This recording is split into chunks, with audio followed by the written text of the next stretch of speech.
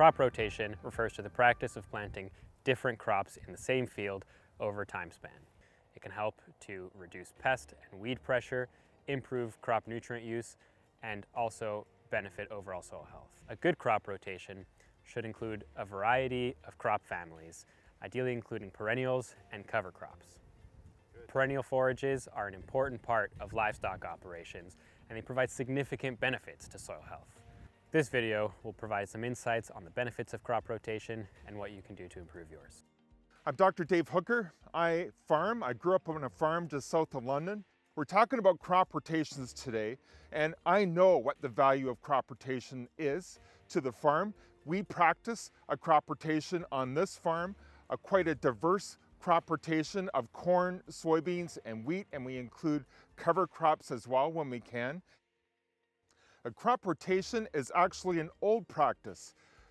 1950s, 1960s, crop rotation, a diverse crop rotation was practiced then, and because crop rotations were necessary. They were necessary to provide disease control, insect control, weed control, to produce nitrogen. So crop rotation was necessary then.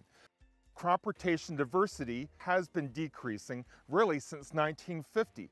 And this is what we're really concerned about. We are concerned about this because we know through our research that the reduction of crop diversity causes a decrease in crop productivity or decrease in soil health.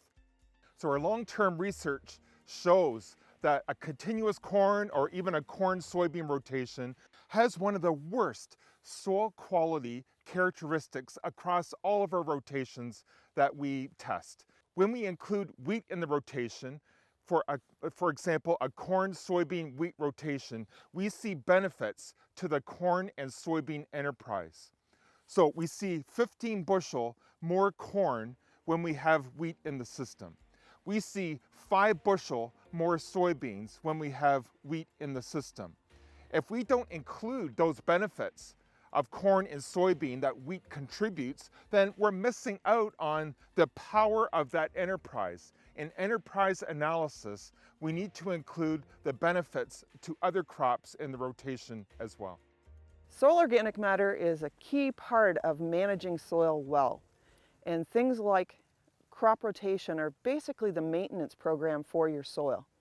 So some of the value with crop rotation is that we do return different residues, whether it's the corn residues, the corn stalks, but also some of the soybean residue that we can see down here from the previous crop. And some years you'd also see some wheat residue.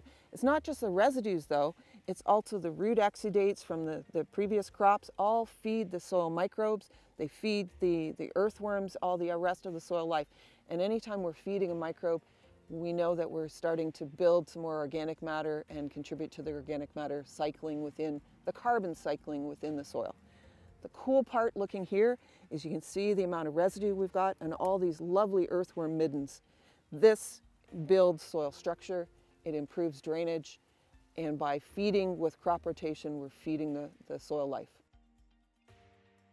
This 4-way cover crop mix was planted after wheat in August. It will have tremendous benefits to the system. The roots provide benefits for soil structure. They produce exudates for the soil microbiology. Tremendous impact that cover crops have not only on the next crop, but in future crops to follow. We need to take care of the soil health by feeding the soil carbon. We do not want to burn the carbon off the soil. We want to increase the amount of carbon. We want to increase the amount of soil life in the system in order to improve or increase the potential productivity of each crop in the system. We're looking at the farm economics here. We're looking at the farm system rather than each individual crop.